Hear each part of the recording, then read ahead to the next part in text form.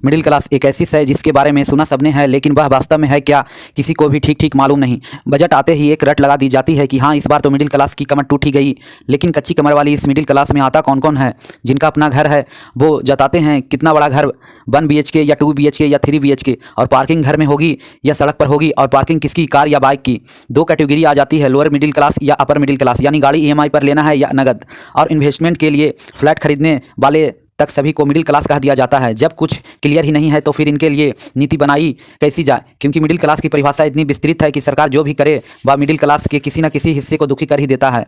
यही हाल 2024 से 25 के बजट के बाद भी हुआ। लिखते हैं PM Narendra Modi middle class is very angry and upset, यानी मोदी जी मिडिल क्लास बेहद नाराज और दुखी हैं, यानी मिडिल क्लास नरेंद्र मोदी से बहुत दुखी और नाराज हैं। ये दो बयान फिर वही सवाल हमारे सामने रखते हैं कि टीवी फ्रिज की कीमत जहाँ कम हुई है वो मिडिल क्लास है, या फिर कैपिटल गेन के नियमों में बदलाव से दुखी लोग मिडिल क्लास हैं। तो आज हम यही समझेंगे कि मिडिल क्लास का जन्म कैसे हुआ, आर्थिक जगत में मिडिल क्लास की क्या परिभाषा है, और भारत के लिए मिडिल क्लास कितना जरूरी है, और दुनिया भर के विकसित देशों में मिडिल क्लास कितना बड़ा होता है। नमस्ते, आप देख रहे हैं बिजनेस न्यूज। अर्थशास्त्रियों के बीच मत है कि जनसंख्या के बीच मिडिल क्लास के आकार को देखकर अंदाजा लगाया जा सकता है कि कोई देश तरक्की कर रहा है या नीचे फिसल रहा है। मंत्र यह है कि विकास की ओर अग्रसर देश में मिडिल क्लास का आकार बढ़ेगा। मिसाल के लिए चीन या भारत, और जो देश रेस में पीछे छूट रहे हैं वह मिडिल क्लास श्रिंक होगा, उसका आकार घट, ज्यादातर लोग गरीब हो जाएंगे और कुछ लोग एस्टिमेटीज में कम होगा, मिडिल क्लास कम होगा, जैसा हम इन दिनों पाकिस्तान में देख रहे हैं, हिंसाग्रस्त साउथ सूडान, अफगानिस्तान वगैरह में भी देख रहे हैं। इसका मतलब मिडिल क्लास का महत्व है तो सही, और यह महत्व इसलिए भी है क्योंकि तरक्की के जितने आधुनिक साधनों या कारकों को आप जानते हैं उन्हीं के चलते मिडिल क्लास का जन्म भी हुआ था। 2 वजह थी, एक व्यापार और दूसरा इंडस्ट्रियल रेवोल्यूशन। व्यापार तो बहुत पुराना है, 17वीं शताब्दी से यूरोप ने भारत के साथ बड़े पैमाने पर व्यापार करना शुरू किया। वेस्ट और ईस्ट के बीच बहुत बड़े स्केल पर व्यापार शुरू हुआ, जिसकी 2 पेविस थे, एक ब्रिटेन और एक इंडिया। इससे यूरोप की सोसाइटी में 3 बड़े बदलाव हुए, फाइनेंशियल, पॉलिटिकल और सोशल। जब इस लेवल पर बिजनेस होगा तो पैसे का लेन देन, इसके अलावा मॉडर्न कंपनी बनाने का रास्ता खुला, जैसे ज्वाइन स्टॉक कंपनी। कंपनी बहुत पहले से चल रही है, लेकिन modern company, join stock companies, chartered companies, इनमें प्रोफेशनल तरीके से काम हुआ, जैसे बोर्ड ऑफ डायरेक्टर्स बैठे। इंग्लिश ईस्ट इंडिया कंपनी भी ऐसी ही एक मॉडर्न कंपनी थी, वेरी करप्ट बट थी। तो इन सभी चीज़ों से नए प्रोफेशन का जन्म हुआ, जैसे अकाउंटेंट, स्टॉक मार्केट ब्रोकर्स, और बैंकों में कई पोस्ट बनी, क्लर्क्स की। इसके साथ ही न्यायिक व्यवस्था में भी बड़े बदलाव देखने को मिले और मॉडर्न कोर्ट्स की नींव रखी गई। इससे यूरोप में एक नए क्लास का उदय हुआ। इससे पहले यूरोप में आमतौर पर 3 ही क्लासेस थी, चर्च जिससे क्लर्जी निकलती थी, राजा और उसके समन जहाँ से नोबिलिटी के लोग आते थे, और प्रजा सब्जेक्ट। लेकिन इसके बाद मिडिल क्लास का उदय होता है, जिसमें जजेस आते हैं, वकील हैं, टीचर हैं, व्यापारी हैं, बैंकर्स हैं, इन्वेस्टर्स हैं। माने ये राजा और उनके समंतों जितने ताकतवर तो नहीं, लेकिन जो बाकी प्रजा है उनके कंपेरिजन में आर्थिक और सामाजिक रूप से यह ताकतवर भी थे।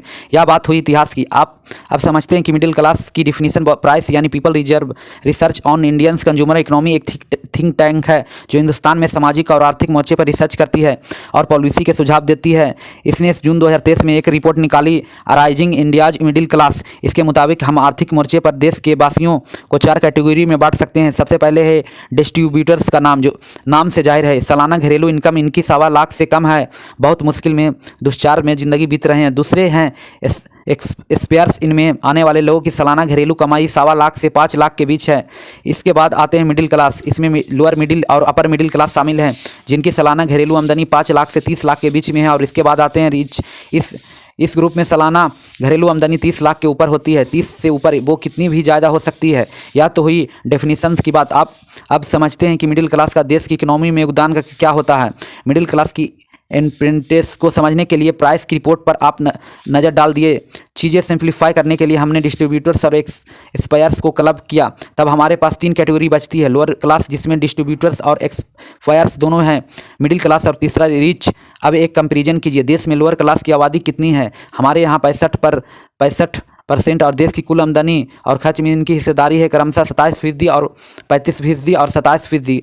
27% कमाते हैं, 35% पर खर्च देश पर करते हैं। डिस्पेरेशियम यानी 50 है। वहीं रिच यानी वे लोग जिनकी सालाना घरेलू आमदनी 30 लाख से ऊपर है, उनकी संख्या सिर्फ 4% है, लेकिन इनकी आमदनी में हिस्सेदारी 30% पर है। डिस्पेरेशियम क्लास करता है, यह आंकड़ा है ही मिडिल क्लास को देश के अहम बनाता है। कैसे, इसे समझने के लिए आप थोड़ा सा इकोनॉमिक्स पर गौर कीजिए। देश में एक साल में बनने वाली सभी वस्तुएं और सेवाएं जो मार्केट में बिक्री के लिए उपलब्ध है, उनकी सबकी मार्केट वैल्यू को जोड़ दे तो बनती है GDP, यानी सब्जियों से लेकर स्टील तक और एजुकेशन से लेकर ट्रेन बस तक की सेवाओं की मार्केट वैल्यू या GDP है। देश में कोई चीज़ तभी बनेगी जब उसकी खपत भी हो। इसी वजह से खपत इसी वजह से खपत का जीडीपी में सबसे बड़ा योगदान होता है। हमारे यहाँ प्राइवेट कंज्यूमर्स ऑटोमेटिक काम होगी और इसके नतीजे में बाजार में डिमांड नीचे आएगी। लोग सामान नहीं खरीदेंगे तो उन्हें बनाने वाले कारखाने भी धीमे होंगे और वेंचर भी लीव बंद होगी। ऐसे में ही नौकरियों की संख्या में गिरावट होती है और बेरोजगारी अगर पहले से है तो और बढ़ने लगती है। बेरोजगारी अगर बढ़ती है तो घरेलू आमदनी और कम होती है। और एक विषय है साइकिल चलाता है कुछ चक्र चलता है। वहीं अगर किसी अर्थव्यवस्था में खपत अच्छी है तो इकोनॉमी बढ़ती है, बशर्ते खपत का सामान देश में बने, बाहर से आयात ना किया जाए। प्राइस रिपोर्ट के आंकड़े बताते हैं कि देश में 48% से ज़्यादा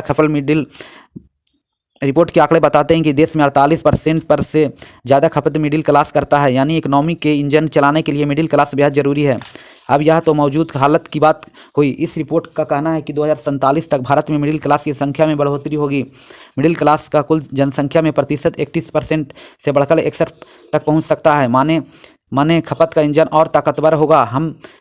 अगर हम विकसित देशों पर नज़र डालें तो प्यू रिसर्च के मुताबिक साल 2021 में अमेरिका में 50% लोग मिडिल क्लास कैटेगरी के थे।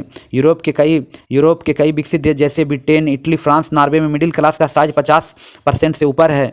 यह साफ दर्शाता है कि देश की प्रगति में मिडिल क्लास बेहद अहम है। भारत जैसे विकसित देशों को लगातार पॉलिसियों के लेवल पर यह प्रयास करना चाहिए कि मिडिल क्लास के लोगों पर बोझ कम हो, इसके साथ ही लोअर क्लास के लोगों की आमदनी में बढ़ोतरी भी हो और यह मिडिल क्लास का हिस्सा बन पाए। आज के लिए बस इतना ही। वीडियो कैसा लगा हमें कमेंट में ज़रूर लिखें।